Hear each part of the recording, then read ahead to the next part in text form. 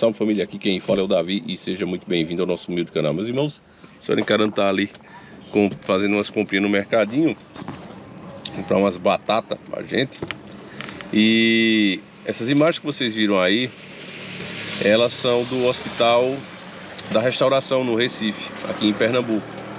E elas escancaram a situação do que o nosso país, em geral, o nosso povo passa. É descaso, descaso e mais descaso. Você vê como não é compatível uma das maiores verbas, a maior verba política aprovada aí para a campanha, esses caras gastando milhões, mais do que o orçamento que é usado para saneamento e outras coisas essenciais para manutenção da vida, inclusive, porque saneamento básico é uma coisa essencial. Quantas doenças podem ser geradas ali, o pessoal com contato com água contaminada e etc, né? Fora bactéria, fora insetos, barata e tudo mais que pode acontecer.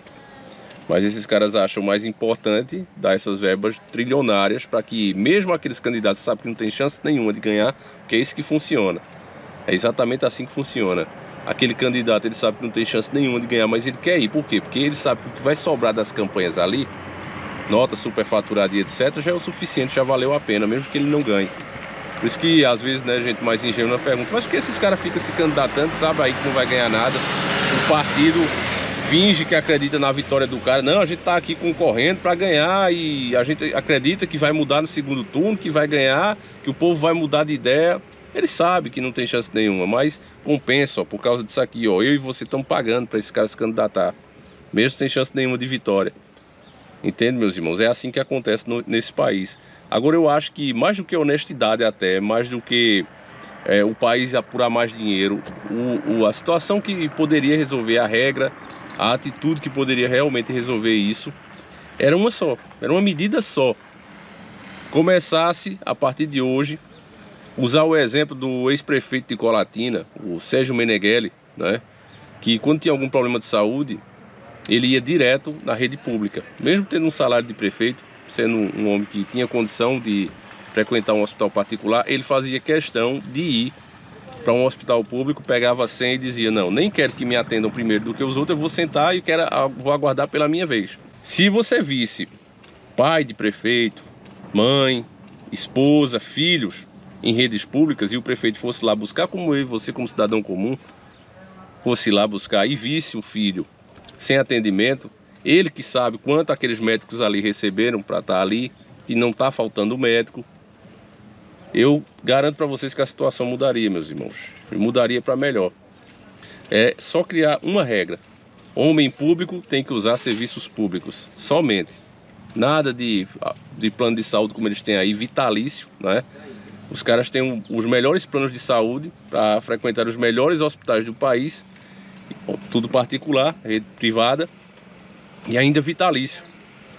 A gente pagar pelo resto da vida para esses caras e para a família deles. Tá tudo errado, família, tá tudo errado. E é por conta desses erros que essa situação fica assim.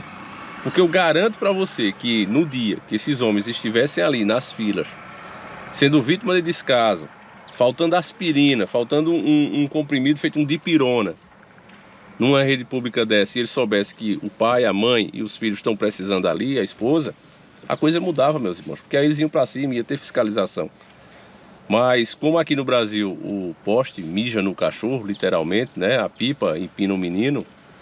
Você vê que aqueles ainda que tentam fazer uma fiscalização, que tentam ir para cima, fazer o trabalho deles para que são pagos, tipo o Gabriel Monteiro, o que está acontecendo com o cara? Graças a Deus, como eu já citei em outro vídeo, né? A justiça viu a revolta popular e nenhum juiz, meus irmãos, quer ser aquele cara que vai ser lembrado, que vai estar nas páginas aí dos canais principais e blogs de internet e tudo mais, páginas de Face. Ninguém quer ter sua cara escancarada lá com as pessoas criticando e dizendo: olha, esse juiz aqui, ó, proibiu que se faça fiscalização, fulano de tal, da tal vara. Você fosse um juiz, se põe no lugar, você tem um cargo ali, seguro, você é uma pessoa respeitada, né? Aí chega alguém pra você e diz: olha, alguém com força, com poder, escondendo esse cara, e aí você pensa: não, eu vou condenar e tal. E aí você diz: mas quem é o cara? O cara tem milhões de seguidores, as pessoas estão com ele, estão de olho nessa minha decisão. Você teria coragem, meu irmão, de vender algum tipo de sentença? Eu não estou dizendo que é o caso, mas se houvesse, né? No nosso país não existe isso, né? Não existe isso. Mas vamos dizer que esse juiz, quantas vezes ele iria pensar antes de tomar uma atitude dessa, né? Porque você sabe, é rede podre de televisão. Inclusive, vocês lembram daquele Pix errado que eu falei aqui? Teve um cidadão que recebeu da Rede Globo um pagamento, né? Que a Globo errou esse pagamento. E vários brasileiros já se deram mal com isso. Vai fazer um Pix, erra, aí simplesmente vai atrás do banco e diz: olha, a gente não tem nada com isso. Vá atrás da pessoa, tente descobrir quem é, e a gente não pode nem dizer quem é a pessoa. É isso que você tem de resposta, você cidadão comum. Mas como foi a rede podre, o que é que eles fizeram? De alguma forma, a Globo conseguiu os dados da pessoa que recebeu, foi atrás, a pessoa já tinha gastado dinheiro, tinha comprado uma casa, e aí foi para a justiça, e a justiça determinou que ele tem que devolver o dinheiro à Globo. Me diga, meus irmãos, se a justiça aqui não está funcionando de maneiras diferentes dependendo da pessoa. Eu já disse, aquela faixa que a estátua que simboliza a justiça tem, não é para dizer que ela é cega, não. É para dizer que ela faz a justiça sem olhar quem. Se ela fosse cega, ela não precisava usar uma faixa para tapar os olhos. Concorda comigo? Ela não é cega. Ela faz a justiça independente de quem for. Mas aqui no Brasil, sinceramente, é assim que está sendo feito, meus irmãos? Eu acho que está muito longe disso. Muito, muito longe. De fato, muito longe. E aí a gente volta para aquela tecla de sempre, meus irmãos. Como é que isso pode ser resolvido? Com o despertar das pessoas. Cada vez mais a gente está vendo que a conscientização coletiva, em vários momentos a gente está vendo aí, vários exemplos que está fazendo a diferença, essa conscientização coletiva das pessoas. Quando as pessoas de fato se unem, é por isso que o sistema tem tanto medo e gasta tanto para manipular. Porque se houver conscientização, meus irmãos, não tem como eles fazerem dar esses passos que eles querem dar, principalmente para a implementação da agenda. Você imagina se todo mundo soubesse o que realmente significa privatizações, se as pessoas realmente soubessem o poder que elas têm em mãos, como as coisas seriam diferentes, não é? Esse governador daqui, né, que é o Paulo Câmara, responsável, na minha opinião, direto por uma situação dessa, ele é de esquerda, tá aí apoiando o PT. E é bom a gente sempre destacar isso aqui, porque na hora das eleições, né, esses caras têm um discurso muito bonito, discurso lindo. Quem é humilde e quem se compadece dos problemas da sociedade é eles, meus irmãos. Até porque eles sabem quais são os problemas. Vocês veem que quando eles começam a falar, eles vão mesmo na ferida, né? Todos eles. Sejam mais para a esquerda, sejam mais para a direita, eles sabem exatamente os problemas que a gente passa. Não resolvem porque não querem. Você vê como foi rápido, né?